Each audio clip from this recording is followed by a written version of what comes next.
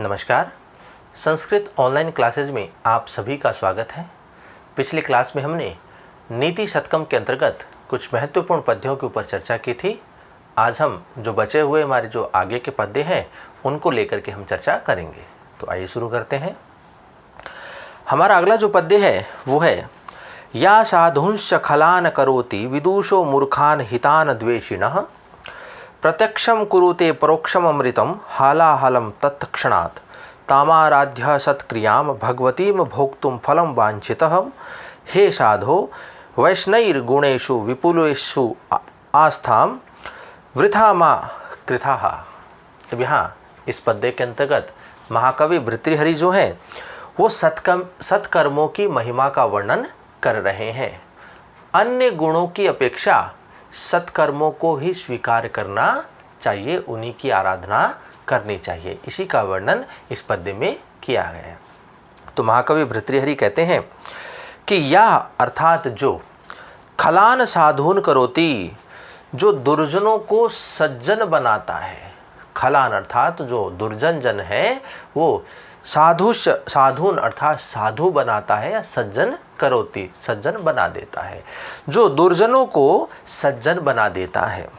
मूर्खान विदुष है और मूर्खों को विद्वान बना देता है। द्वेषिण हितान करोति और शत्रुओं को मित्र बना देता है, हितकारी बना देता है। परोक्षम प्रत्यक्षम कुरुते और परोक्ष को प्रत्यक्ष कर देता है। तत्क्षणात् हालाहलम अमृतम कुरुते और क्षण भर में ही भयंकर विष को भी अमृत बना देता है। हे साधो, हे सज्जन व्यक्तियों, वांछितम फलम भोक्तुम कि वांछित फल की इच्छा रखने वाले या वांछित फल का भोग करने वाले, ताम भगवतीम सत्क्रियाम आराध्य है कि उस ऐश्वर्यशील जो सत्कर्म है उनकी आराधना कीजिए। कि ताम भगवतीम सत्क्रियाम आराध्य कि ऐश्वर्यशाली सत्कर्म की उपासना करो। फिर कहते हैं वैष्णहि विपुलेषु गुणेषु आस्थाम वृथा मा कृतः कि अत्यधिक ही कष्टकारी जो अन्य गुण हैं उनमें व्यर्थ में आस्था मत रखिए। कि अन्य गुणों की अपेक्षा सत्कर्मों में ही आस्था रखनी चाहिए, उसी की उपासना करनी चाहिए। तो एक बार पुनः इसके अर्थ को देखिए। या खलान साधुन करोति, जो दुर्जन व्यक्तियों को सज्जन बना देता है। मूर्खान विदुष है और मूर्खों को विद्वान बना देता है।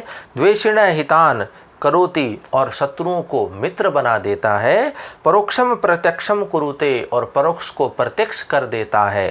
तत्क्षणात् हालाहलम अमृतम कुरुते और क्षण भर में ही भयंकर विष को भी अमृत बना देता है। हे साधो, हे सज्जन व्यक्ति, वांछित फलम भोक्तुम कि वांछित फल का भोग करने वाले, ताम अर्थात उस भगवती ऐश्वर्यशाली सत्क्रियाम आराध्य है, सत्कर्मों की उपासना करो।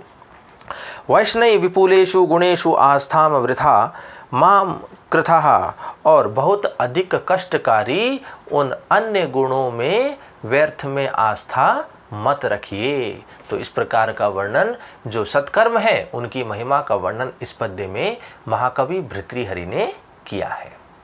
अगला पद्य देखिए।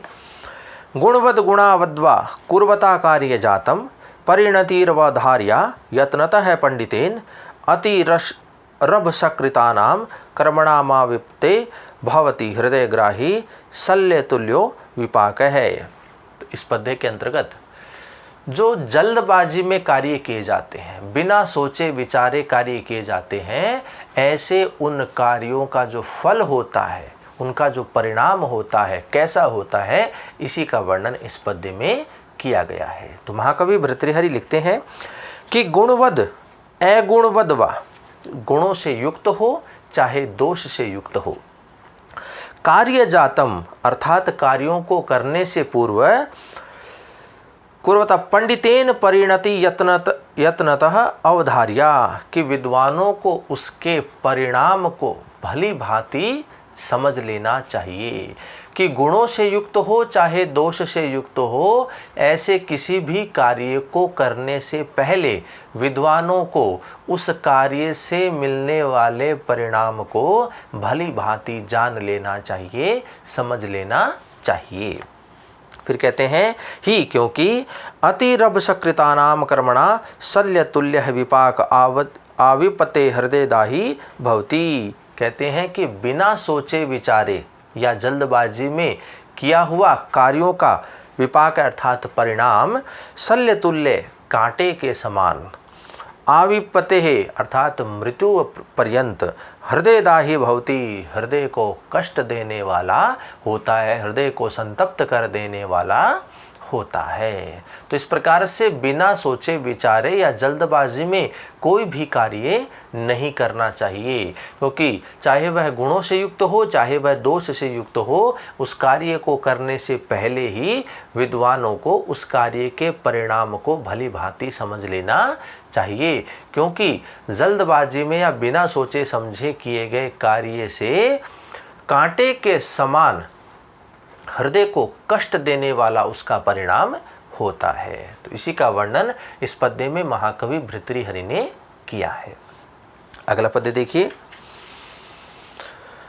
मज त्वं भसी यातु मेरु शिखरम शत्रुंजय तवा हवे वाणिज्यम कृषि सेवने च सकला विद्या कला शिक्षताम आकाशं विपुलं प्रयातु खगवत कृत्वा प्रयत्नं परं नाभाव्यं भवती है कर्मवशति भावस्य नाश कुतः है।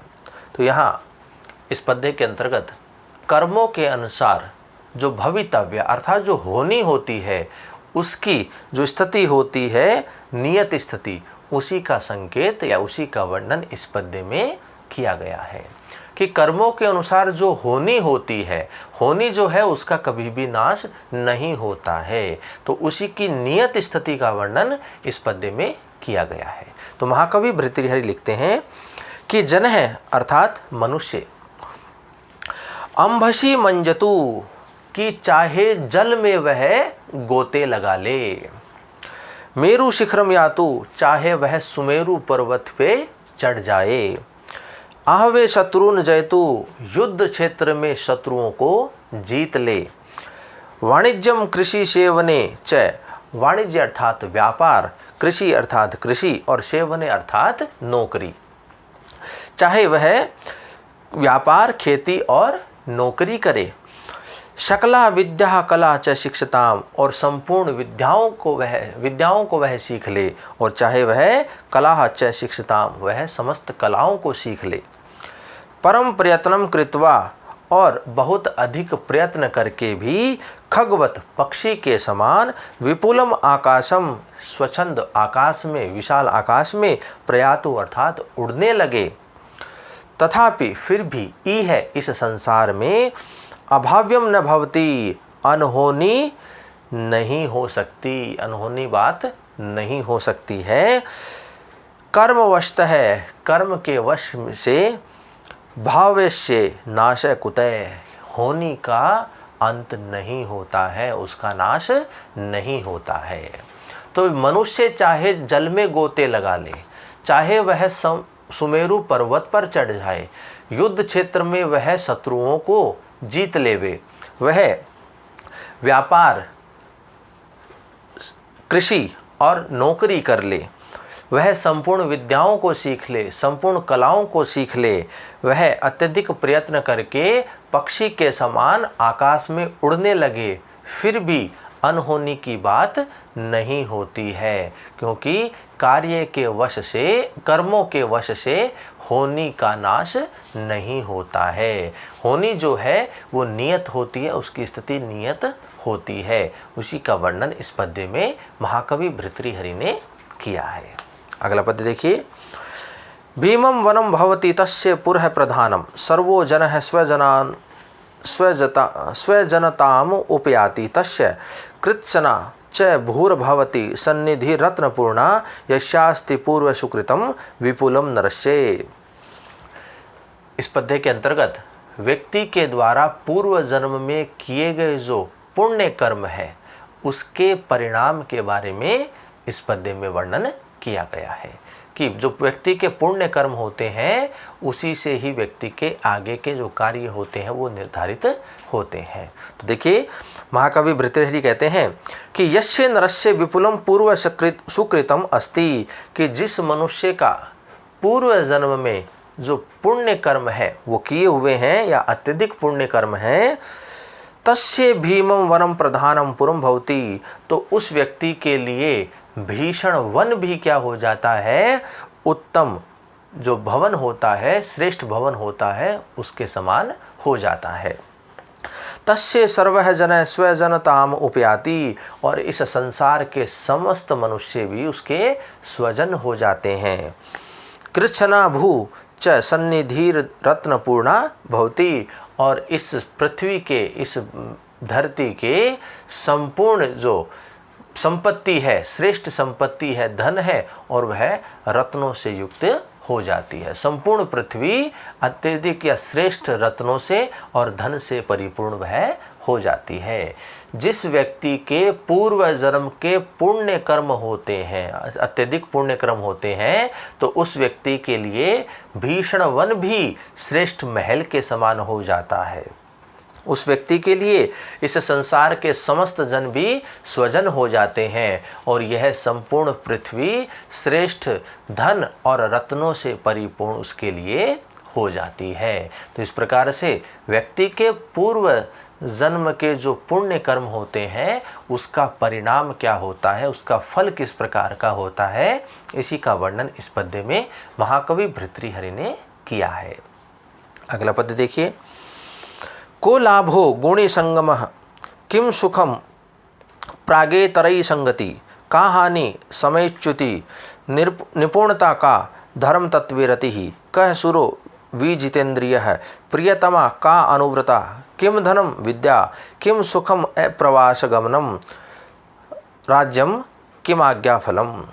तो यहाँ पर प्रश्नोत्तर विधि के द्वारा लाभ आदि के जो वास्तविकता का प्रतिपादन करते हुए जो विभिन्न आदर्श हैं उनको अपनाने के लिए महाकवि भर्तृहरि ने इस पद्य में बताया है।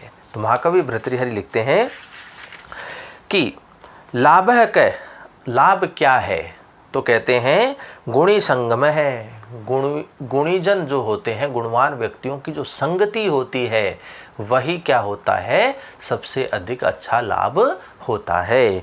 कि लाभ क्या है, तो गुणी संगम है, गुणी जनों का जो साथ होता है, गुणवान व्यक्तियों की जो संगति होती है वही लाभ होता है। फिर कहते हैं किम असुखम, अर्थात असुख क्या है, दुख क्या है, तो कहते हैं प्रागेतरई संगति, कि दुष्ट जनों की जो संगति होती है वही दुख होता है, वही असुख कहा गया है। फिर कहते हैं का हानि क्या है, तो कहते हैं समयच्युति, समय की जो बर्बादी होती है, समय की जो व्यर्थता होती है वही हानि होती है। फिर कहते हैं निपुणता क्या होती है, तो कहते हैं धर्म तत्वे रति ही, कि धर्म के रहस्य में जो लीन रहता है, उसी में वह रहस्य में डूबा रहता है, तो वही निपुणता होती है। कि धर्म तत्व को जानना ही निपुणता है। कह सूरवीर कौन है, सूर्य कौन है, तो कहते हैं विजितेंद्रिय है, अर्थात इंद्रियों पर, अपनी इंद्रियों पर विजय को प्राप्त करना ही सूरवीरता होती है। प्रियतमा प्रिय कौन होती है, तो कहते हैं अनुव्रता, कहते हैं कि शुद्ध आचरण को करने वाली जो होती है, अर्थात जो अनुकूल आचरण को करने वाली स्त्री ही प्रियतमा होती है। किम धन क्या होता है, तो कहते हैं विद्या ही श्रेष्ठ धन होता है। किम सुखम, और सुख क्या है, तो कहते हैं अप्रवास गमनम, कि विदेश को न जाना ही सुख होता है, विदेश गमन न करना ही सुख कहा गया है। फिर कहते हैं राज्यम किम, राज्य क्या है, तो कहते हैं आज्ञा फलम, आज्ञा का पालन करना, आदेश का पालन करना ही राज्य होता है। तो इस प्रकार से प्रश्नोत्तर विधि के माध्यम से लाभ आदि के फल का प्रतिपादन करते हुए जो अन्य आदर्श है उनको अपनाने की बात इस पद्य में महाकवि भर्तृहरि कहते हैं। एक बार पुनः इसके अर्थ को देखिए। तो कहते हैं कि लाभक, लाभ क्या है, तो कहते हैं गुणी संगम है।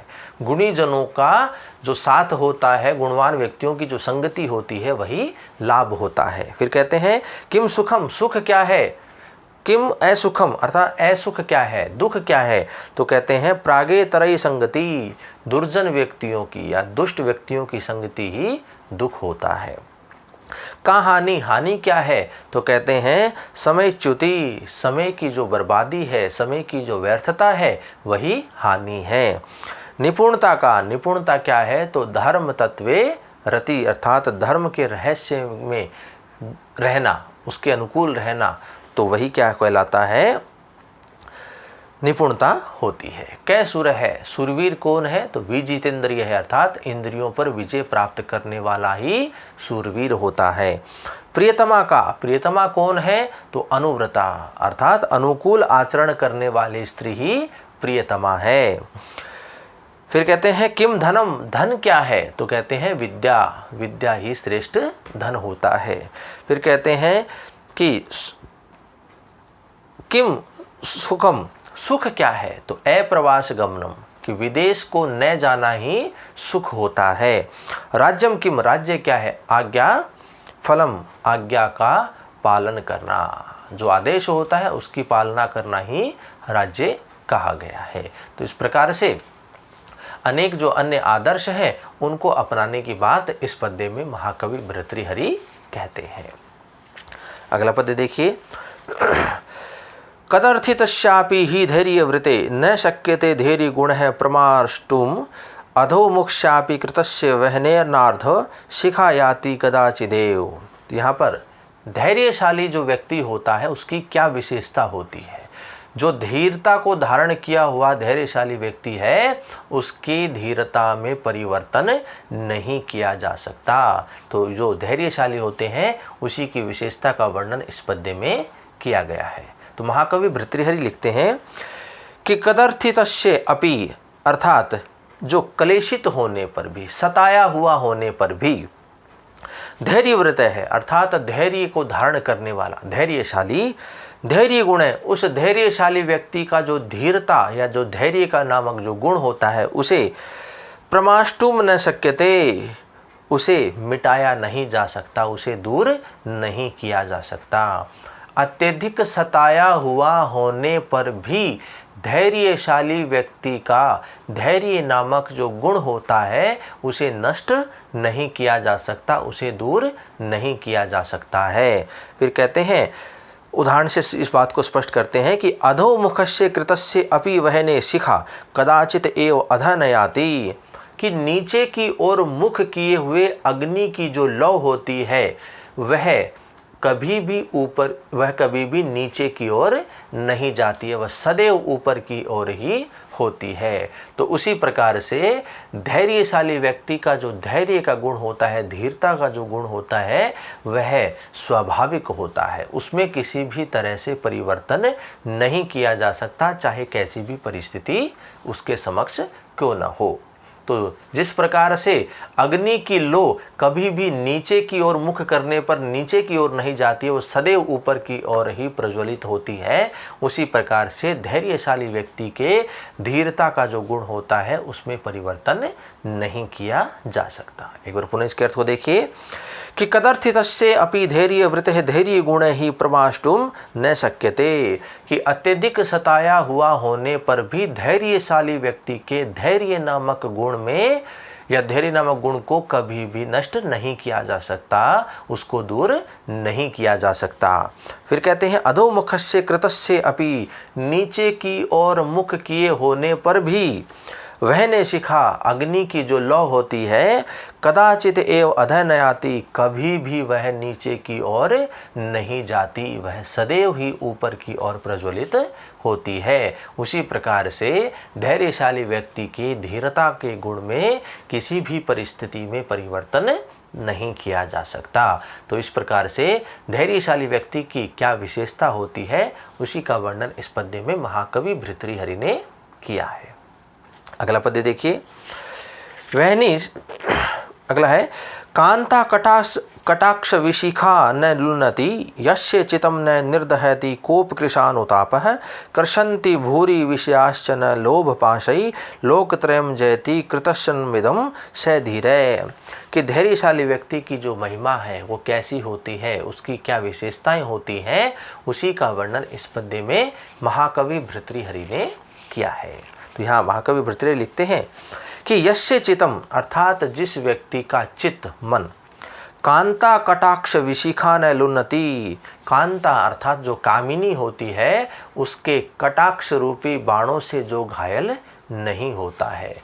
जिस व्यक्ति का चित्त, जिस व्यक्ति का मन कांता या कामिनी के कटाक्ष रूपी बाणों से घायल नहीं होता है। कोप कृशानुताप न निर्दहति, और क्रोध रूपी अग्नि की लपटें जिसे जला नहीं सकती है। भूरि विषयः च लोभ पाशै न कृशति, और अन्य भोग पदार्थों से युक्त होने पर लोभ अपने पास में जिसे बांध नहीं सकता है। स धीर है, वह धैर्यशाली व्यक्ति, वह धीर पुरुष।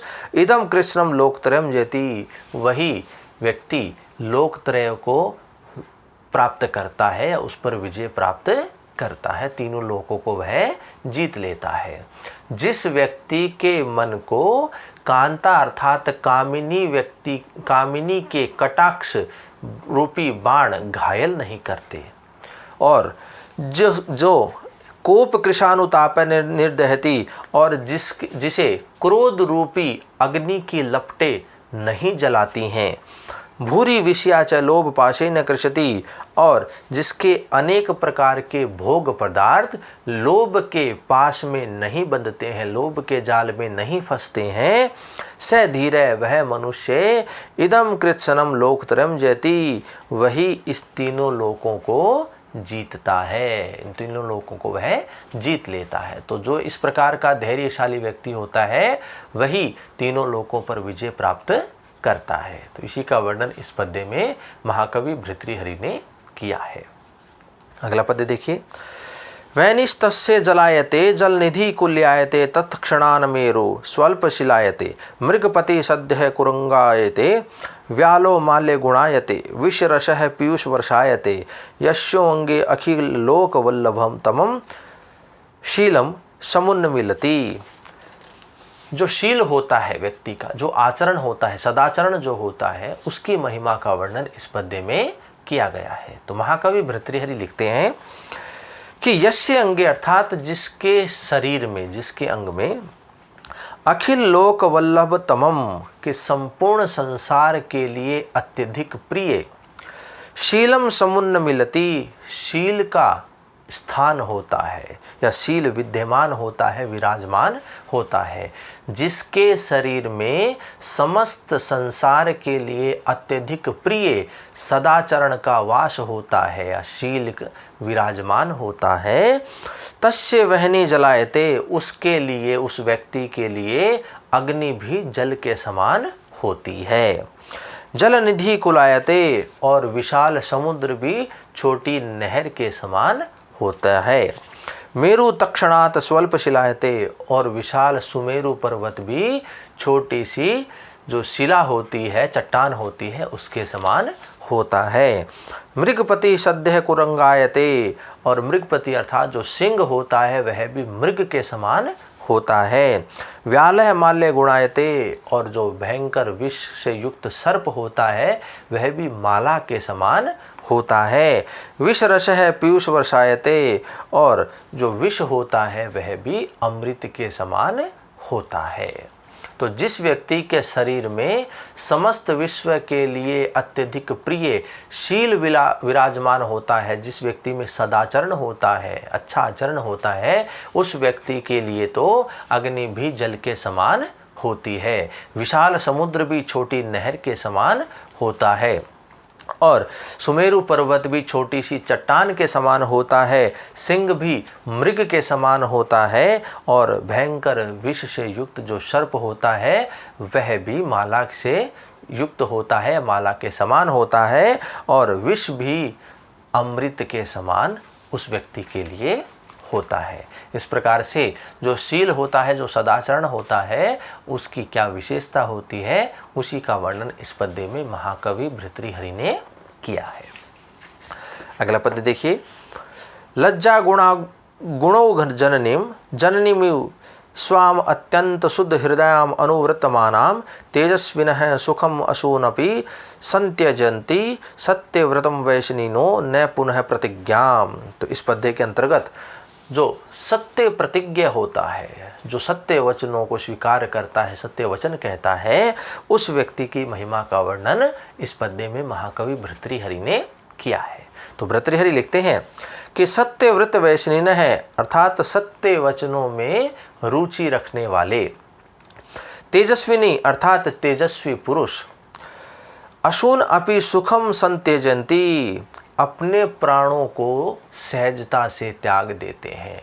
जो सत्यव्रत का पालन करते हैं, सत्यव्रत में, सत्य वचनों में जो रुचि रखने वाले तेजस्वी पुरुष होते हैं, वे अपने प्राणों को सहजता से ही त्याग देते हैं। वे अपने प्राणों को सहजता से ही छोड़ देते हैं, छोड़ सकते हैं। किंतु लेकिन लज्जा गुणोग जननीम, लज्जा रूपी जो गुण के समूह होते हैं, समुदाय होते हैं, उनको उत्पन्न करने वाली, अत्यंत शुद्ध हृदयाम और अत्यधिक शुद्ध हृदय वाली, अनुवर्तमानाम और अनुकूल आचरण करने वाली, स्वाम जननीम अपनी माता के समान, प्रतिज्ञाम पुनः न संत्यजन्ति प्रतिज्ञा को नहीं छोड़ते हैं। तो यहाँ पर जो सत्यव्रत का पालन करने वाले होते हैं, उनकी महिमा का वर्णन किया गया है। तो कहते हैं कि जो सत्य व्रत का पालन करने वाले होते हैं, सत्य वचनों वाणी में जो रुचि रखने वाले हैं, ऐसे तेजस्वी पुरुष अपने प्राणों को तो सहजता से त्याग सकते हैं, लेकिन जो लज्जा आदि जो गुण समुदाय हैं उनको उत्पन्न करने वाली और शुद्ध हृदय वाली और अनुकूल आचरण करने वाली अपनी माता के समान वो सत्यव्रत जो प्रतिज्ञा होती है सत्यव्रत की, उसको वह नहीं छोड़ते हैं। जिस प्रकार से किसी व्यक्ति के लिए अपनी माता का महत्व अधिक होता है, उसी प्रकार से सत्य वचन में रुचि रखने वाले जो तेजस्वी व्यक्ति होते हैं, वो सत्य वचनों को ही अधिक महत्व देते हैं। तो वो सत्यव्रत का पालन करने वाले होते हैं। तो इस प्रकार से इस पद्य में जो सत्यव्रत का पालन करने वाले हैं, उनकी महिमा का वर्णन इस पद्य में किया गया है। तो इस प्रकार से आज की क्लास में हमने नीति शतकम के अंतर्गत जो हमारे बचे हुए कुछ महत्वपूर्ण पद्य थे, उनको लेकर के हमने चर्चा की। तो इस प्रकार से हमारे पाठ्यक्रम के अनुसार जो नीति शतकम का जो भाग है, जो पुस्तक है हमारी, वो आज पूर्ण होती है, समाप्त होती है। अगली क्लास में हम आगे नए किसी विषय को लेकर के चर्चा करेंगे। तो आज की क्लास में इतना ही। धन्यवाद।